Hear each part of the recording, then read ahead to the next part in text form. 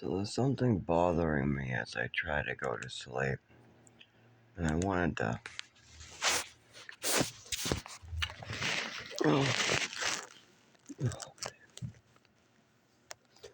For one, I'm not feeling well at all for the last 25 years.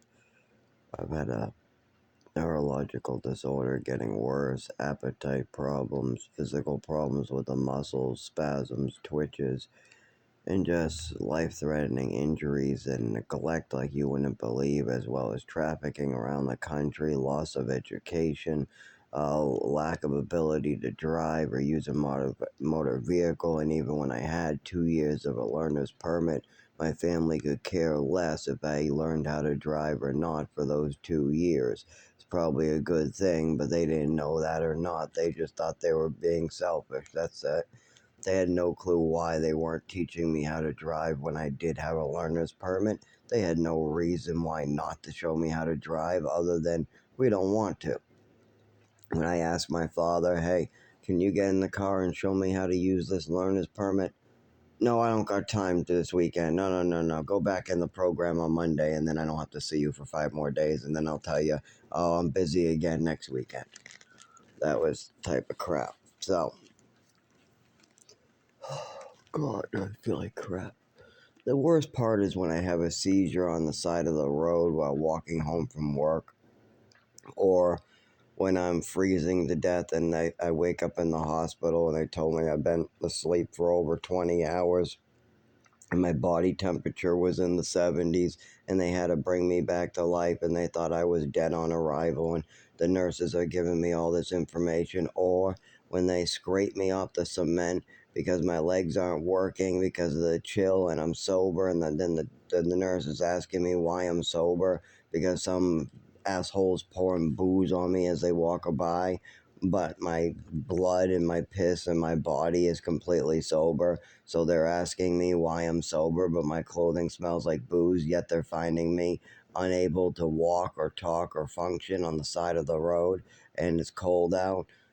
And I have no, like, am I supposed to diagnose myself? I don't know. I just woke up in the hospital with injuries. What the fuck do you want from me, people? I'm sober because I'm trying to be sober.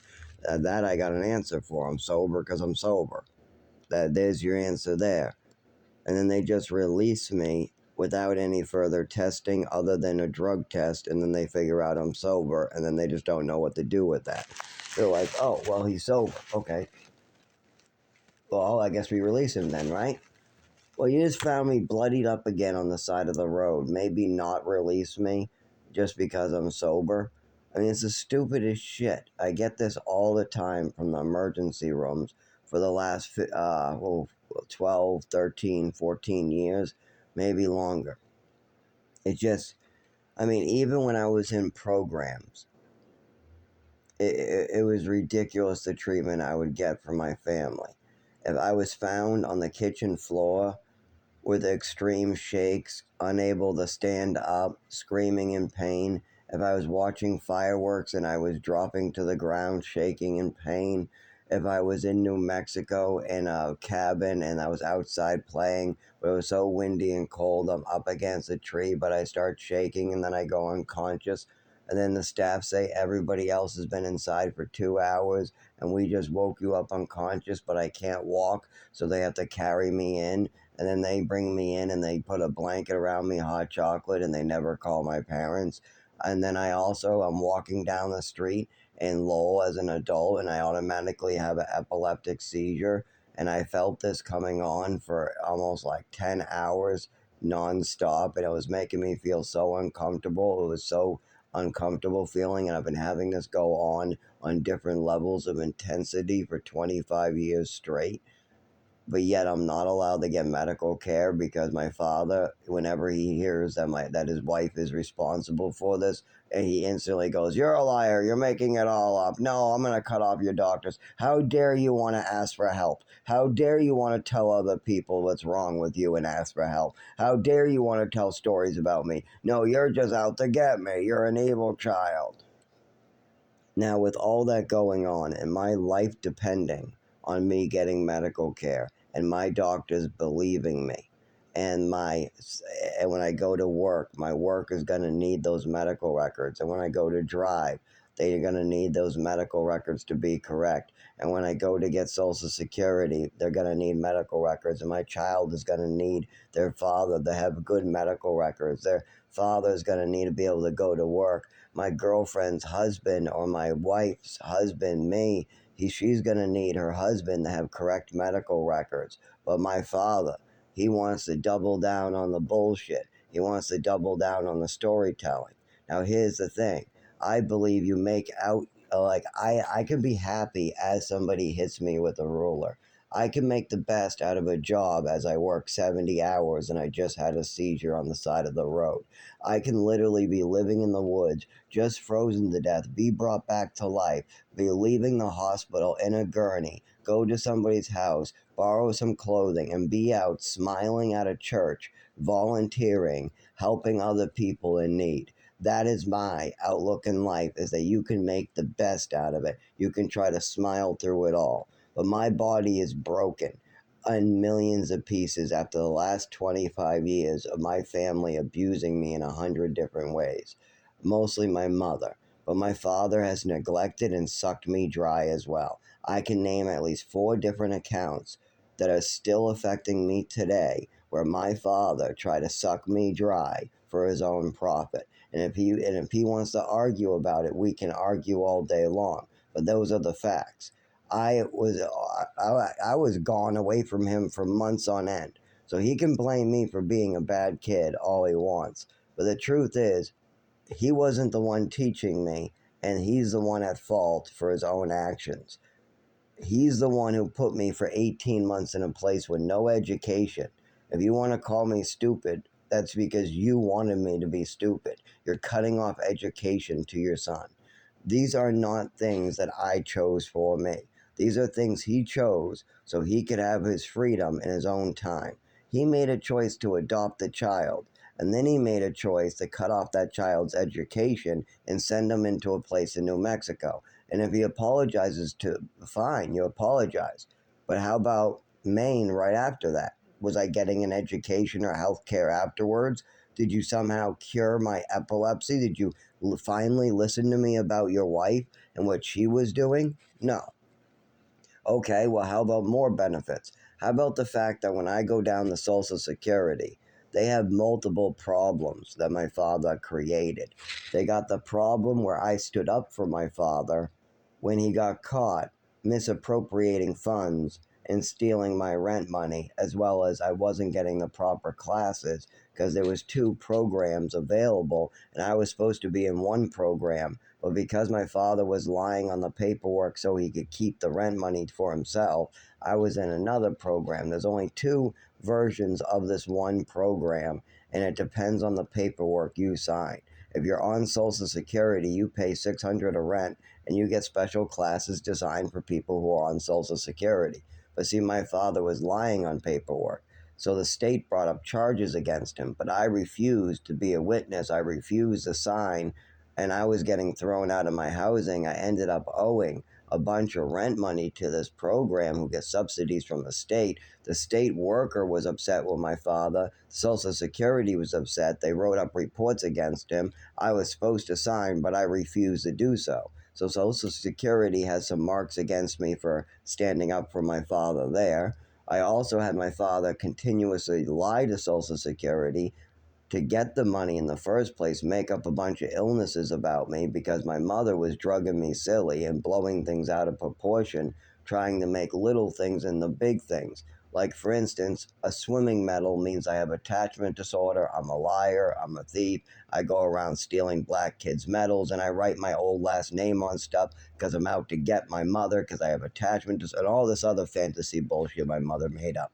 The truth is, I just kicked my legs a little harder than the rest of the kids in the pool, and one of the staff members in the orphanage gave me a medal, and then I went to show it to my adopted mother. That's it. That's the truth. But in the doctor's office, they got this big fantasy spiel from my mother. You want one later? Okay, I bumped in the furniture. I jumped into a pool and caught the back of my foot. Um, what was the other one? Oh, and at the age right after an overdose, I was sucking on my skin. And all of these things, my mother says, are suicidal behavior. That means I'm suicidal. And this started way back when I was 5 years old. My mother was coming up with these stories. Now, by the time I was 16, I was goth and I became a cutter.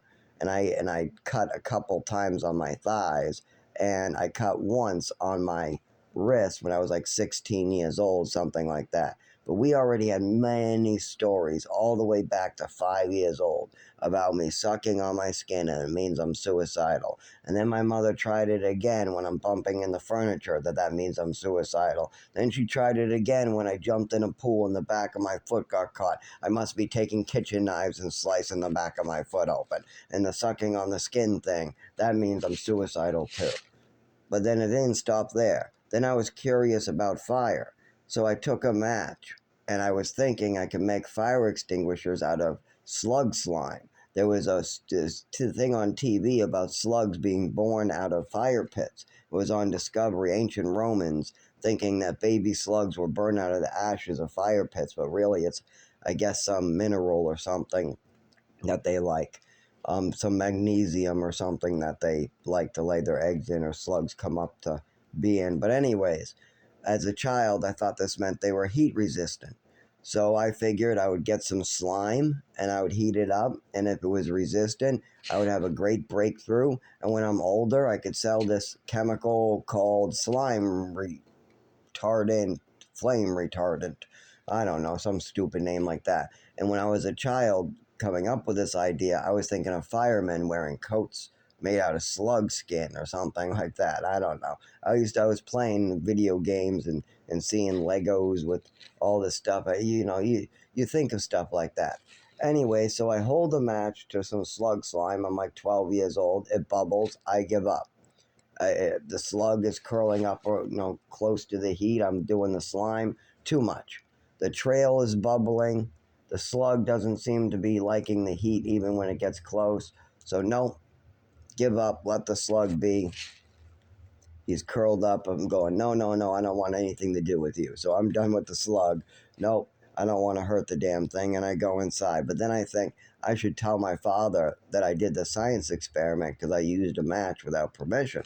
So then I go to tell my father about it. But then it becomes my mother saying that I must be homicidal because I'm wanting to hurt animals and cats and dogs and everything. I must be out to cause pain to living creatures. I'm a homicidal maniac out to get him and my mother, and I'm out to get everybody, and I'm some evil child who's homicidal, trying to cause harm to creatures. Yes.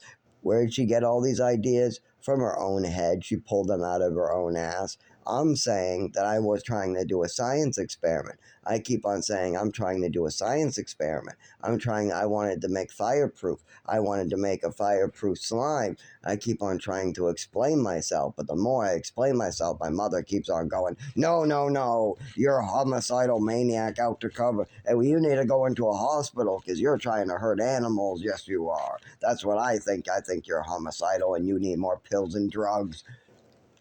Meanwhile, they just brought me out back and said, Zach, if you're going to do a science experiment, we would like you to try to come up with one with us. We'll get you a Bunsen burner. We'll do slug slime experiments with other slimes. We'll order some slime online and you can heat that up.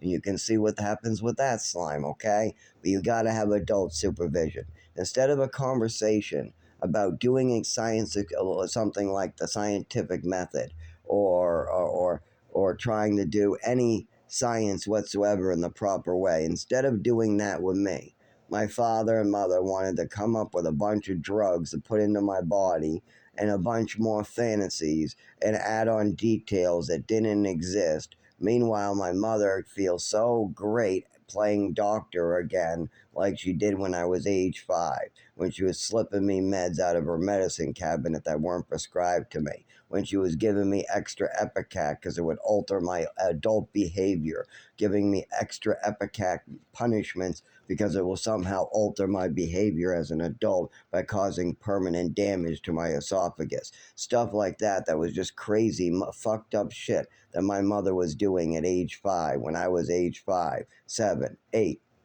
around there that she tried to erase. Now she gets to do it for real, and she gets to do it in a way with permission. As long as she makes up enough fantasies and stories about me, the doctors will continue shoveling drugs into my body that she can then go, no, you need them. No, you need them. Just keep on taking drugs. Just, no, take 5 of these and 3 of these. Yeah, take 2 of these and 5 of these. Yeah, take 4 of these and 3 of these. Yeah, take this Thorazine, the Seroquel, the Trazodone, the Lamictal, Risperidone. Take all those at nighttime. Then we're going to take a Wellbutrin, a Ritalin, and we're going to give you a Xanax in the afternoon and at night too. But we're going to pull the Xanax away, but then we're going to take some of the Xanax on myself with some booze. Yes, we're going to swallow some. Oh, and then you're found on the kitchen because you're having extreme migraines. You're brought to the emergency room for extreme dehydration. You're being brought to the emergency room for some serious stuff, but instead they're giving you IV fluids and they're giving you Vicodin. Oh, Vicodin? Yeah, let's mix that with some wine too. Yeah, I'll hold on to that, Zach. Yeah, we don't need you having those. I'll just take those to get high, my mother says. And then when my father catches her taking her son's Vicodin, what does she say? Oh, it's only one time. And what does the father say? You shouldn't be spying on your mother. You're punished for spying on your mother. Keep taking the pills as long as I don't catch you, wifey. This is the type of attitude we get. So when I say this attitude about keeping a positive attitude in life, that life is what you make it, and it's true.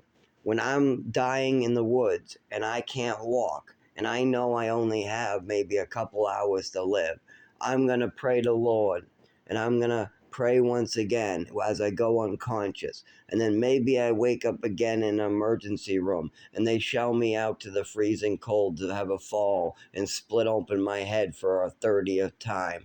Maybe I wake up on the side of the road with a car, ran over my arm, and then they have to amputate me, like what almost happened last time. Who knows what life has in store for me for pain and suffering? But no matter what pain and suffering my family causes me, I know that I will try to overcome it until my last breath. But my last breath is probably only a couple weeks away at this point.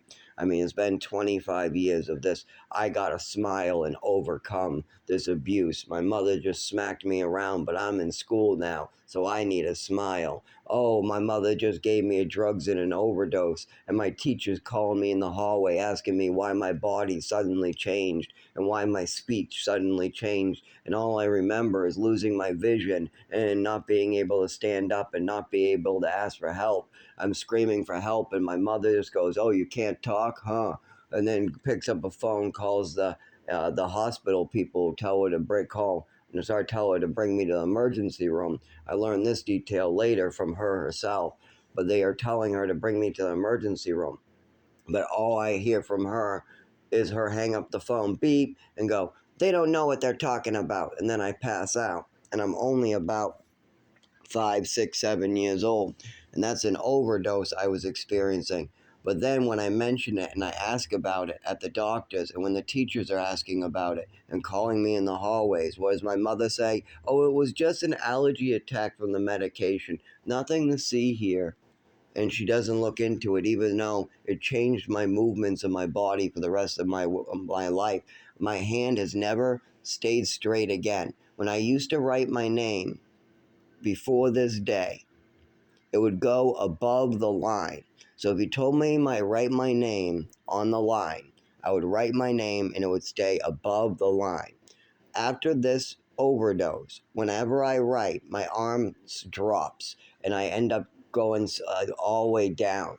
We're not sure why, but my hand cannot stay straight, and I sometimes have spasms, shakes, or you'll see my whole back and lower legs spasm just from trying to write my name with my arm.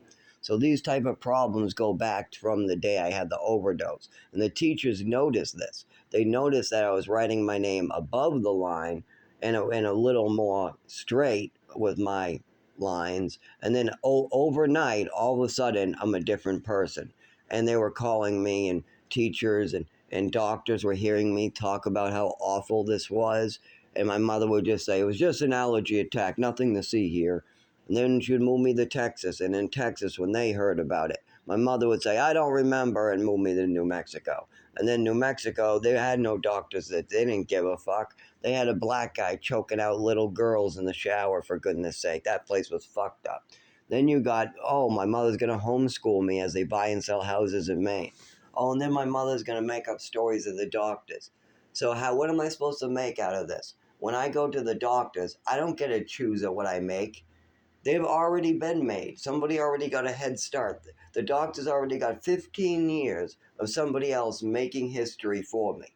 We already got somebody making it.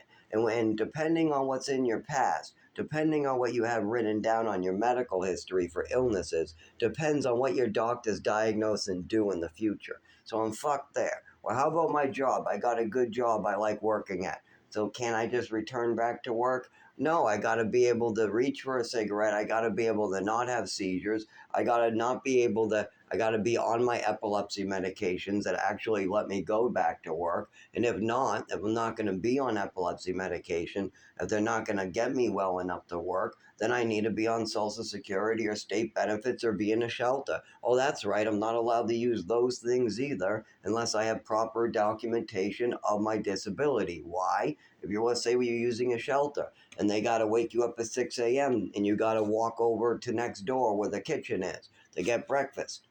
What happens if your legs aren't working for a good hour? Then they throw you out or call you an ambulance and they tell you not to come back unless you got a diagnosis or paperwork, because if it's going to happen again, you're going to need to follow the rules or have medical paperwork on it. Well, I'm not going to get medical paperwork because my mother and father say it's some big fantasy and they don't want me ever getting epilepsy medication. They never wanted me to get triliptal. It's not even a controlled substance and has done great things in my life. CBDV too. CBDV, triliptal has done amazing things. It's not good enough to get me back to like walking out in the cold with flashing lights or really doing the heavy duty stuff. It's not as powerful as something like what they give me when I have a seizure, with those injectables they give me in my shoulder when I have a seizure. I think they said those are diazepam, Ativan most likely. They call it diazepam. That's most likely a form of Ativan. So, when I took Xanax for anxiety, what they'll give me Xanax